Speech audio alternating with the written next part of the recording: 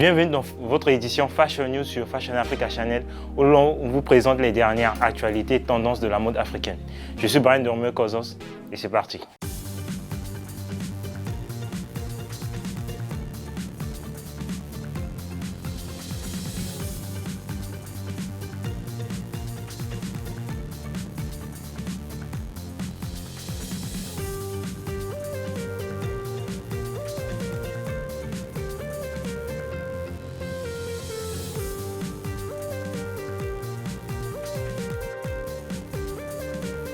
La 17e édition de la Fashion Week de Dakar a célébré la mode en révélant la richesse culturelle de 28 participants à travers l'Afrique. Une occasion rare pour les amateurs de mode de présenter l'originalité de leur collection. L'événement a été ouvert par la fondatrice et designer Adama Paris avec une collection de style militaire féminin. Chaque année, nous voulons nous améliorer. Chaque année, nous voulons aller plus haut et être plus forts. Nous voulons montrer chaque année au public sénégalais et au monde entier parce que nous avons la chance d'être montrés par des réseaux sociaux qui nous diffusent les beaux dessins africains et la belle créativité africaine, a déclaré Adama Paris, créatrice de la Dakar Fashion Week. À travers des designers modernes et des tenues raffinées, les créateurs ont alternativement mis au point des pagnes tissées et d'autres tissus élégants. La Dakar Fashion Week sera présentée dans le prochain numéro de Vogue. L'actrice espagnole Rosy de Palma faisait partie du public. Nous avons tout vu, nous finissons aujourd'hui, nous n'avons rien manqué. Nous sommes venus pour toute la Fashion Week. Nous avons aimé beaucoup de choses. Nous avons quelques pages de Vogue Espagne et nous ferons de notre mieux aujourd'hui. Nous avons fait une séance de photos avec Marc et Victor, photographes. Ça s'est très bien passé, a déclaré Palma. Pour cette 17e édition de la Dakar Fashion Week, l'objectif était de propulser les jeunes créateurs sur la scène internationale. Ensuite, nous allons parler de Koudia Diop, qui est en effet une déesse de la mélanine.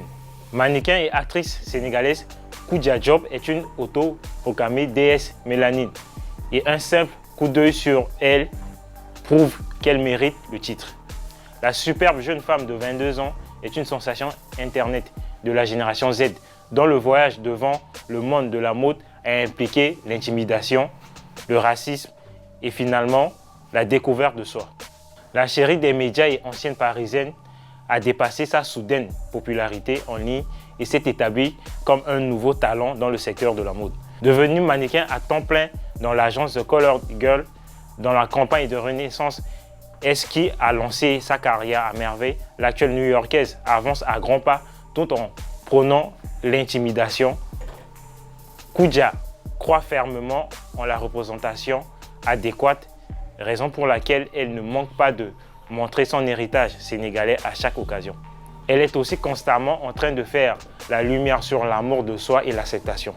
Tout comme elle a grandi pour s'aimer et être à l'aise dans sa peau, elle croit que n'importe qui peut le faire, surtout parce qu'il n'a pas de plus grande sensation que d'être à l'aise dans sa peau. Selon Koudia, toutes les femmes devraient avoir confiance dans la peau dans laquelle elles se trouvent. Chacune est belle à sa manière. Et la clé est de le réaliser et de célébrer. Koudia Diop se joint aux mannequins emblématiques comme Alec Wek pour inspirer les futurs mannequins noirs, en particulier les mannequins de l'héritage africain avec une peau riche en mélanine et une tête pleine de rêves. Ensuite, Versailles a illuminé la runway de la Dakar Fashion Week. Pour sa énième participation à la Dakar Fashion Week, Versailles, styliste sénégalais basé à New York, nous a illuminés avec des effets de brillance et de paillettes de sa nouvelle collection intitulée Glam and Fabulous.